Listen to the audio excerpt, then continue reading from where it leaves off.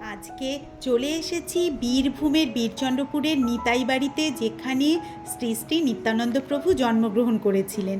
সবাইকে welcome and welcome back to my channel. আসবার সময় অনেকটা আগেই, মোটামুটি 10-15 মিনিট আগেই এই রকম শ্রী শ্রী নিত্যানন্দ জন্মস্থান তোরণ পড়ল। তো আমি নেমে একটু তোমাদের দেখাচ্ছি। এখন এই মূল গেটে আমরা চলে এলাম। ওই তোরণ থেকে মোটামুটি 15 মিনিট মতো আমাদের গাড়িতে লেগেছে। প্রধান গেটটা খুব সুন্দর, দেখো কাজ করা রয়েছে।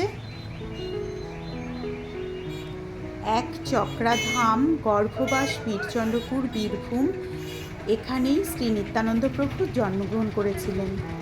এটাই তার গর্ভবাস। রামপুরহাট থেকে খুবই কাছে, আমরা রামপুরহাট থেকেই এসেছি। আর আসবার জন্য টোটো, অটো সমস্ত কিছুই পাওয়া যায়। এই প্রধান গেটটার দুধারে দুজন মহিলা তাদের বাড়িতে তৈরি করা ঘি বিক্রি করছে। নিতাই বাড়ি শ্রী শ্রী নিত্যানন্দ প্রভুর জন্মস্থান। এবারে চলো আমরা ভেতরে ঢুকবো। ট্র্যাভেল টেলসে আমি তোমাদের সাথে আমার ভ্রমণ কথা শেয়ার করে নিই, আমার ভীষণ ভালো লাগে। তোমাদের কীরকম লাগছে তোমরাও কিন্তু অবশ্যই কমেন্টস করে আমায় জানিও। এখনও যারা তোমরা আমার চ্যানেলটিকে সাবস্ক্রাইব করোনি তারা অবশ্যই সাবস্ক্রাইব করে নোটিফিকেশান বেল আইকনটি প্রেস করে নিও। প্রধান গেট দিয়ে ভেতরে ঢুকে গিয়েছি। জপের জন্য কাঠের মালা, আরও পুজোর জন্য নানান সামগ্রীর দোকান রয়েছে ভেতরেই। উল্টো দিকে এই যে লাল সাদা দোকানটা দেখতে পাচ্ছ, ওখানে লস্যি বিক্রি হচ্ছে। ভীষণ ভালো লাগছে চারিদিকটা, এত শান্ত প্রকৃতি, কি বলবো, ভীষণ সুন্দর। মন্দির থেকে বেরিয়ে আসবার গেট এটা, আর ঢুকবার জন্য সাইড দিয়ে। মন্দিরের ভেতরে আমরা ঢুকে গিয়েছি। মন্দিরের ভেতরে এই রকমের মন্দির ছোট ছোট রয়েছে। এটাই মূল মন্দিরটা। মন্দিরের পেছনের দিকে রয়েছে গোশালা। আমরা এখন গোশালাতে যাচ্ছি, আর গোশালার দিক থেকেই আমি তোমাদেরকে মূল মন্দিরটা আরেকবার দেখাতে চেষ্টা করছি।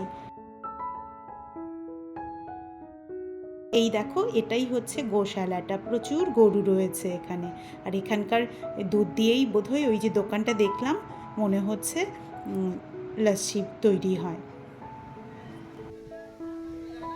একদম গোধূলি বেলা, দেখো আলোটা এত সুন্দর লাগছে। দেখেছো, মোবাইল ফোন নিয়ে প্রবেশ নিষেধ লেখা রয়েছে, তাই ভিতরের আর ফটো তোলা যাবে না। ভিতরে প্রচুর বড় এরিয়া, ছোট ছোট মন্দির রয়েছে। নিত্যানন্দ প্রভুর একটা আলাদা মন্দির রয়েছে, তা বাদে রয়েছে ছোট ছোট আরও মন্দির, গাছ, নানান ধরনের। একটা ছোট্ট সুন্দর পুকুর, এই যে পুকুরটা যেটা দেখা যাচ্ছে, এখানে এখন ফোয়ারা চলছে। তো এই রকম অনেকটা জায়গা জুড়ে পুরো মন্দিরটা। আমরা বেরিয়েও এলাম, চারিদিকে লাইট জ্বলে উঠেছে।